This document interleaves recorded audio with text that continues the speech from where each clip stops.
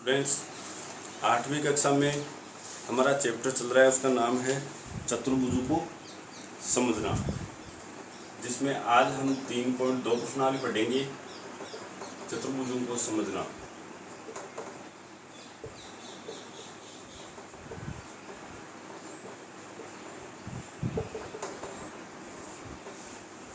सबसे पहला सवाल इसमें है, निम्नलिखित आकृतियों में अक्ष का मान ज्ञात कीजिए।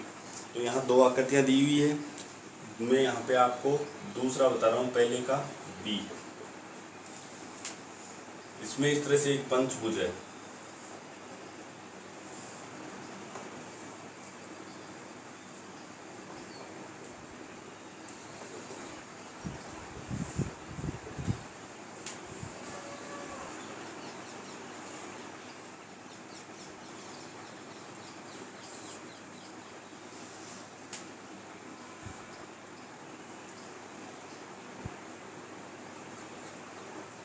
ये और ये इसके बहिष्कोण बने हुए हैं एक ही क्रम में। देखो, ये इधर से बढ़ाया गया है, फिर यहाँ से इधर बढ़ाया गया, इधर से इधर बढ़ाया गया, फिर ऐसे बढ़ाया गया।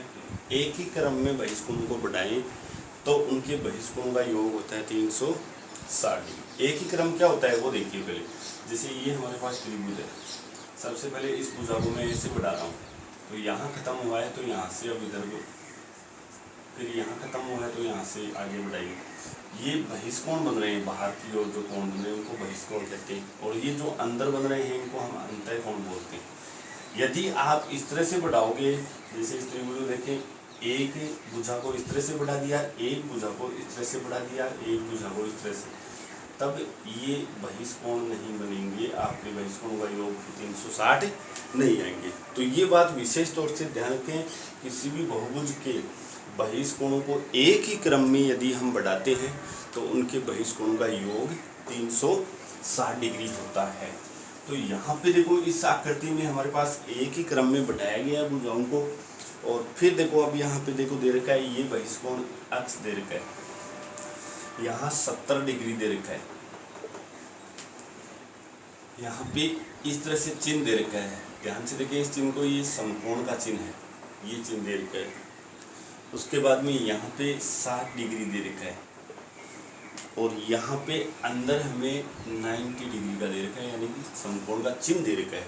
तो सबसे पहले इसको समझिए।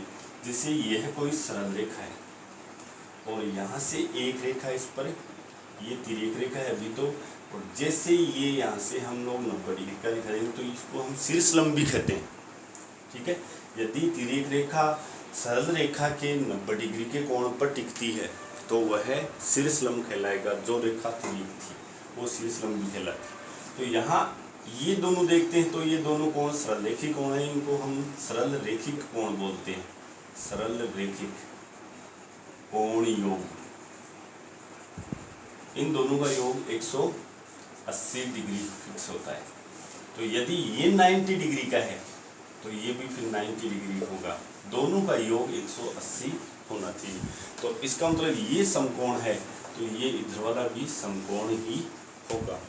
अब सबसे पहले इस आकृति में, चूंकि बहुभुज के सभी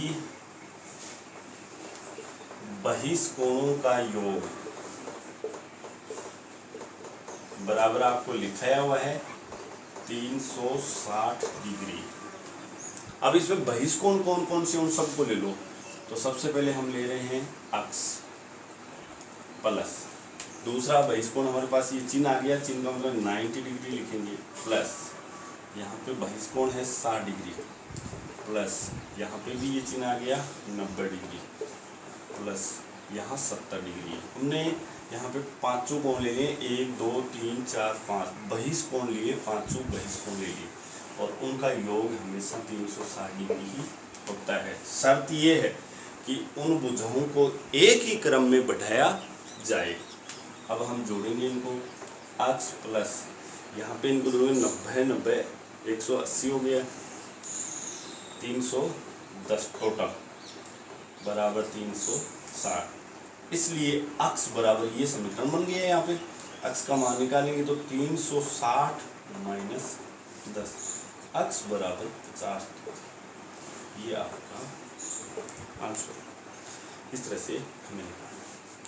इसी तरह से यहाँ पे मान लो ये अक्ष इधर आ जाता और ये बाकी कोण हमें दिए हुए होते, तब हम बहुभुज के सभी अंतः कोणों का योग करते और वहाँ पे ये सूत्र लगाते हैं हम n-2 गुणा 180। मैंने n का मान आपको बताया था। यहाँ पे n का मान बहुभुज में कितनी भुजाएं हैं, जितनी भुजाएं होती हैं उसे हम n कहेंगे। तो ऐसा सवाल आगे देखते हैं हम। इसके अंदर ए सवाल बच गया है, वो आप लोग स्वयं निकालें। इसी टाइप से होगा। तो मैं यहाँ ए बना रहा हूँ, ये त्रिभुज है।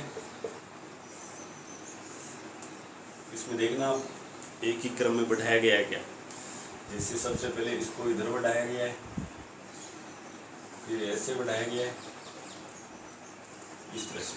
तो एक ही क्रम में बढ़ाया गया है। यहाँ पे 125 डिग्री दिया है इस कोण का मान, और दूसरे कोण का मान है यहाँ पे अक्ष डिग्री दे दिया है, और तीसरा हमारे पास ये भी कोण 125 डिग्री है। तो अक्ष का मान निकालना है। सेम इसी टाइप से होगा। उसके बाद में सवाल नंबर दूसरा देखते हैं। इसमें दूसरा सवाल हमारे पास है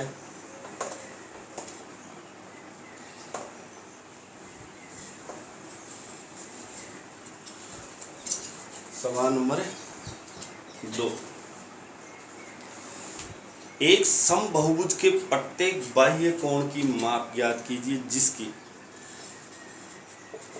एक समबाहुभुज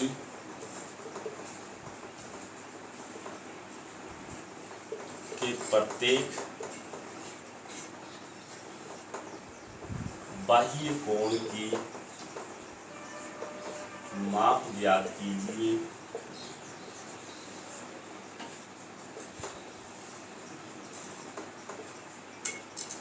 जिसमें ए 9 भुजाएं हों, बी 15 भुजाएं हों। तो इसमें दोनों सवाल सेम होंगे। हल जैसे मैं आपको यही बता देता हूँ, n बराबर 9, भुजाओं की संख्या दे रखी है 9, तो n बराबर 9। इसलिए ये सूत्र लगा दीजिए, समबाहुभुज के प्रत्येक बाह्य कोण की माप। इसलिए समबाहुभुज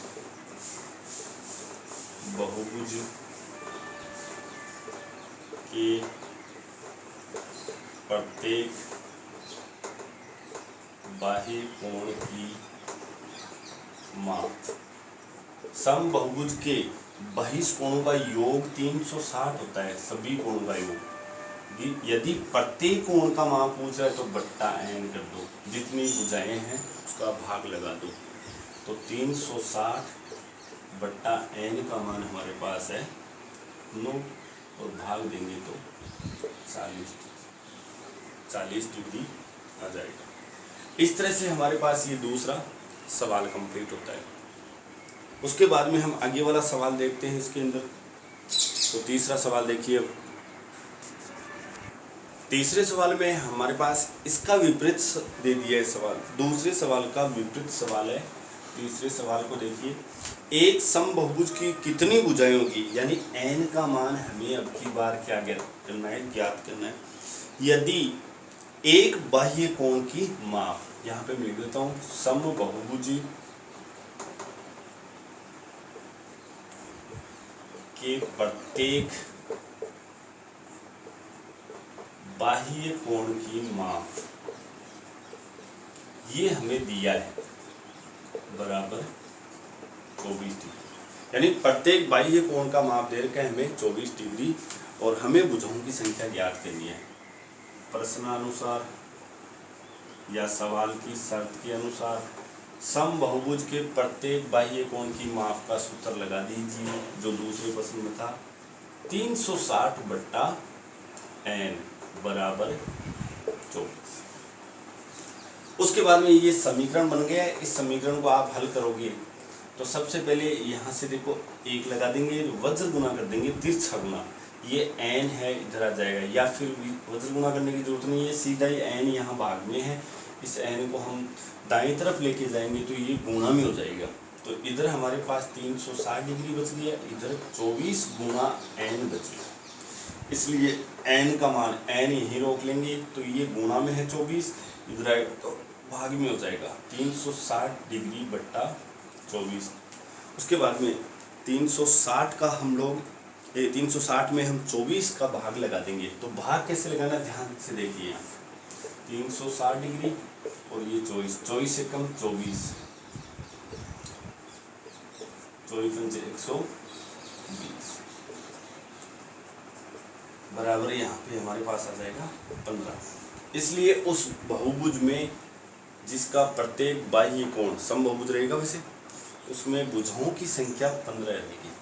इसलिए भुजाओं की संख्या बराबर 15, और इसमें आप तो लगा दीजिए। इस तरह से ये हमारे 3 सवाल हो गए। अगला सवाल देखते हैं, चौथा। तो ये भी इसी तरह का है। इसमें जैसे बाह्य कोण, प्रत्येक बाह्य कोण दिया है, अगले में आपको प्रत्येक अंतः कोण दिया है। तो चौथा सवाल आप लोग इसी टाइप से, उसमें केवल सूत्र चेंज हो जाएगा। जैसे 360 बटा n है, तो उसमें n-2 गुणा 180 बट्टा n हो जाएगा। देखिए चौथा सवाल।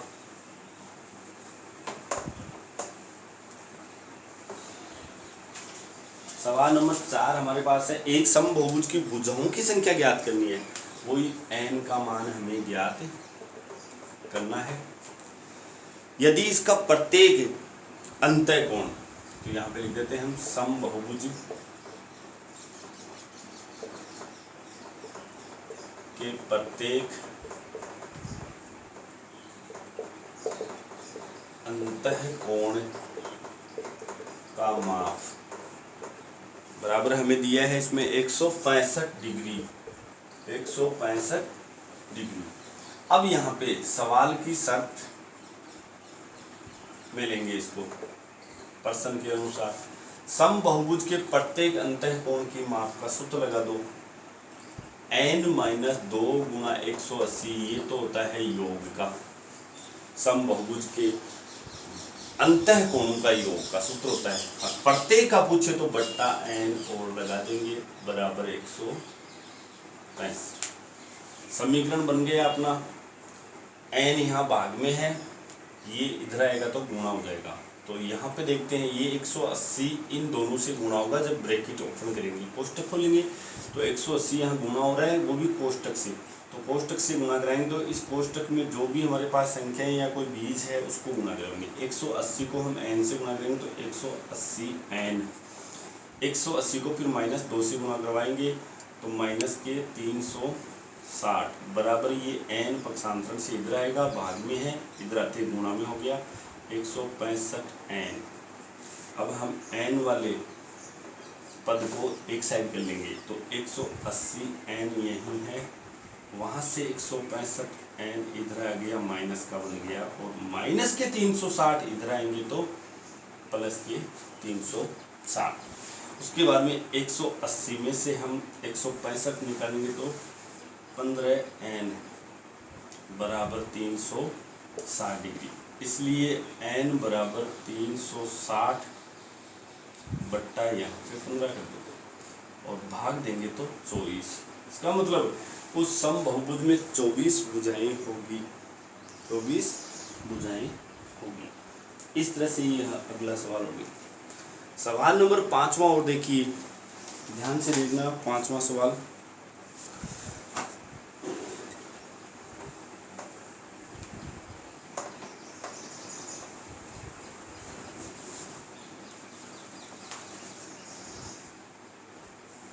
पांचवें में 2 सवाल दिए।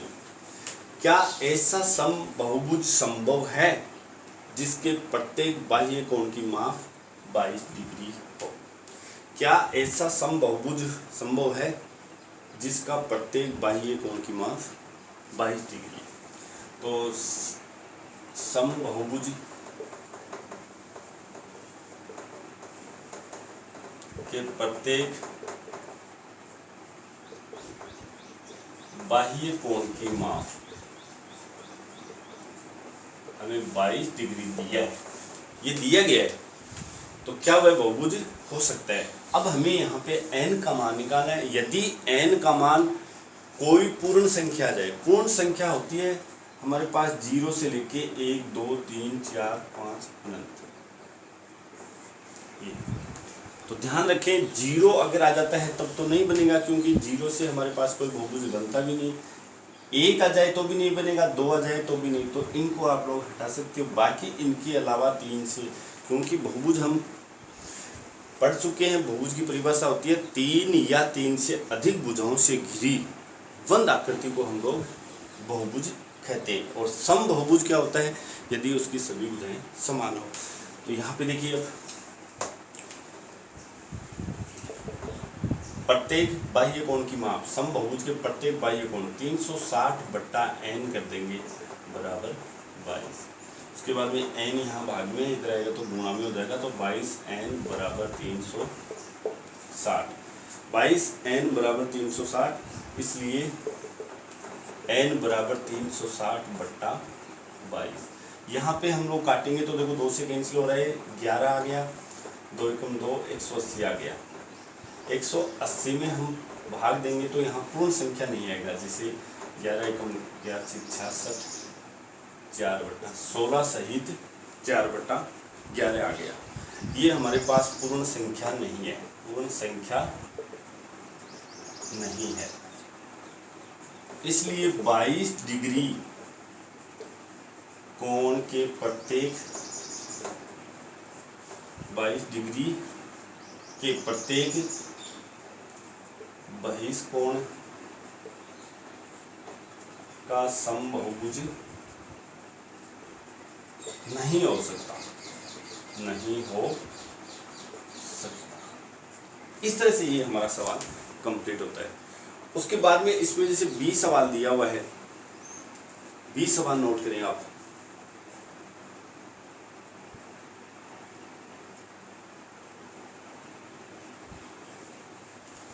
बी यहाँ पे मैं नोट करवा देता हूँ, ऐसा ही है, आप लोग स्वयं निकालें। उसमें इसमें जैसे प्रत्येक बाह्य कोण दिया है, तो बी में हमें अंतर कोण क्या, यह किसी सम बहुभुज का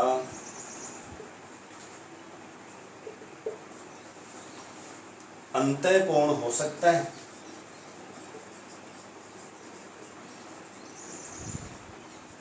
अगर हो सकता है तो फिर क्यों? तो इसमें क्या करना है, यही का मतलब यही 22 डिग्री वाला, 22 डिग्री आपको चेक करना है और अंतः कोण का सूत्र लगा देना है यहाँ पे, n-2 गुणा 180/n। फिर आपको n का मान वही चेक करना है, यदि पूर्ण संख्या आ जाता है, n का मान यदि पूर्ण संख्या आ जाता है तब तो वो बहुभुज हो सकता है, वरना नहीं। इस तरह से ये हमारी 3.2 का एक अंतिम सवाल बच्चा है, छठा सवाल। ये आप लोग स्वयं कर लोगे, जैसे इसमें दिया हुआ है, सवाल को आप लोग नोट कर लें, ये दिया हुआ है।